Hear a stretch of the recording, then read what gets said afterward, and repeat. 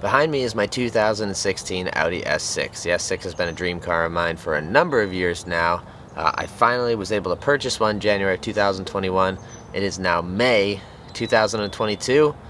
I'm going to be swapping the wheels because I just took payment today for the sale of this car.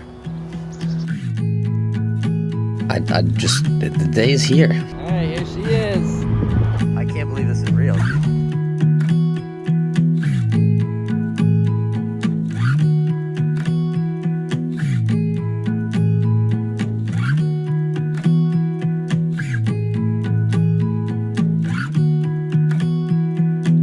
Alright, tell me the axles don't leave.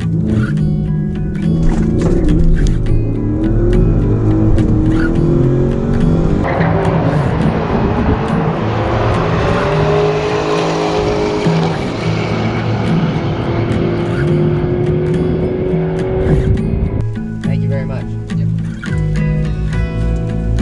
No way! 10-9 and 125, let's go! 10-9! My first ever 10.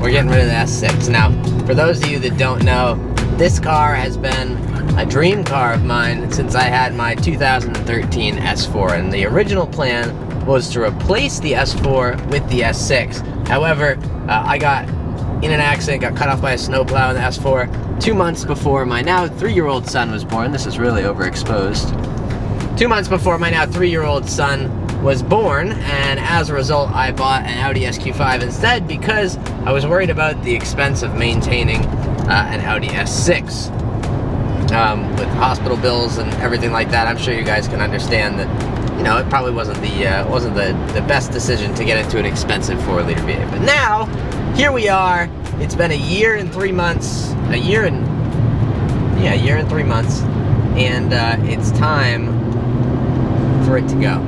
Let's start with the highlights of the car. I went 10 seconds in the quarter mile for the first time ever in this car. I went 10.9 at 126, backed it up with 10.99 at 125, I think, which is a big achievement for me. I've been chasing 10 since I had my S4. Actually went 11.7 in the S4, then I went 11.3 in the B8.5 SQ5, which was like 5th fastest SQ5 in the world at the time. And then we went 10.9 in this car. Now, why is that such a big deal? Well, there's a lot of big turbo guys in the S6 world who aren't running 10s. All we did it with was stock turbos, E85, an intake, and some downpipes. So you're like, well, Eli, why don't you take the next step, which is what we were originally planning to do, and do like some RS7 turbos or some TS1s or, you know, something that was big dog status.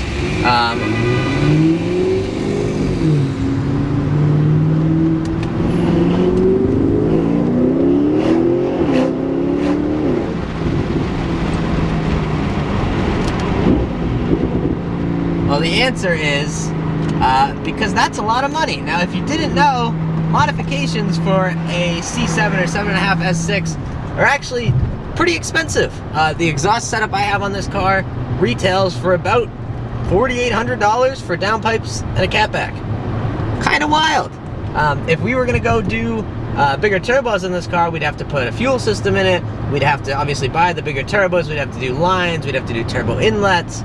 There's all sorts of stuff that just kind of, the cost runs up quick. And now I'm not saying that with my next car, which you'll find out, here's a hint, it's a turbo car. I'm not saying we're not going to swap the turbo on that, but that is a lot of money to throw into a car that then becomes pretty problematic.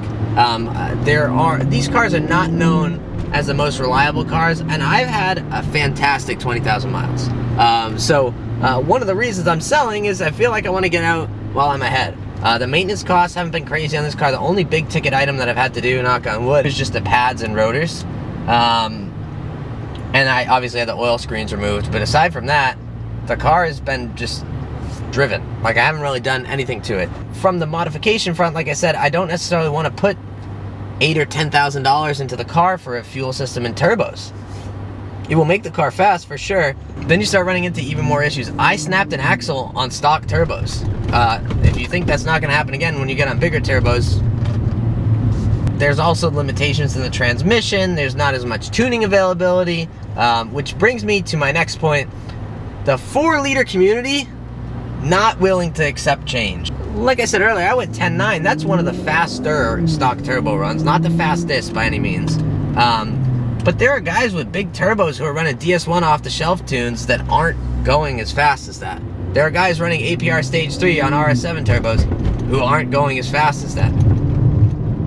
Like, this integrated engineering tune has the jam. There is a lot of Kool-Aid drinking in this community. And people who are, you know, maybe this is like their first modified car that they feel like things are really easy on, or I don't know. I really don't understand who actually buys an S6. A lot of the guys that are coming from the S4 world understand what's up, but there are guys coming from like the Corvette world, the Mustang world, like all over the place, that it just seems like they're taking whatever people say for granted and not researching stuff themselves. And that's not a shot at everybody, because not everybody's uneducated, but there's a lot of Kool-Aid drinking. If certain companies say something, these people don't even challenge it. They just take the word as bond and move on. So they'll like regurgitate that when you say anything different from that. Kind of one of those things where the community isn't willing to accept change, so how am I supposed to come in?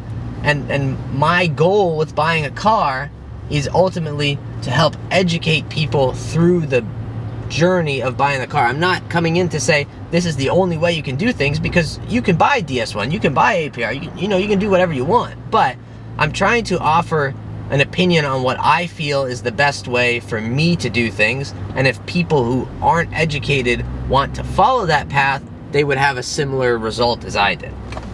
Now, when that path deviates from what everyone else has done, because there's only been a few players in the 4-liter space, people want to defend their purchases, rightfully so. We just talked about, when you have $10,000 in modifications on your car, you don't want someone to come in and say, look, this way is better, faster, cheaper, more simple, whatever. Like, you want to defend your purchase, and that's what these people do. It's an interesting community. I'm not necessarily sure it's a community that I want to be part of long term, and so, as a result, I'm getting rid of the car.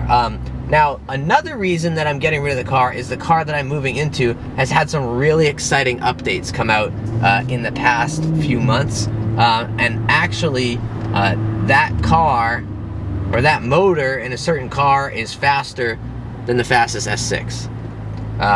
There's an RS7 that's a little bit faster, I believe, but that motor in that car is faster than the fastest S6. I'm not buying the car that set the records. I'm giving away all this stuff, but you know, the OGs are staying on the end of the video anyway.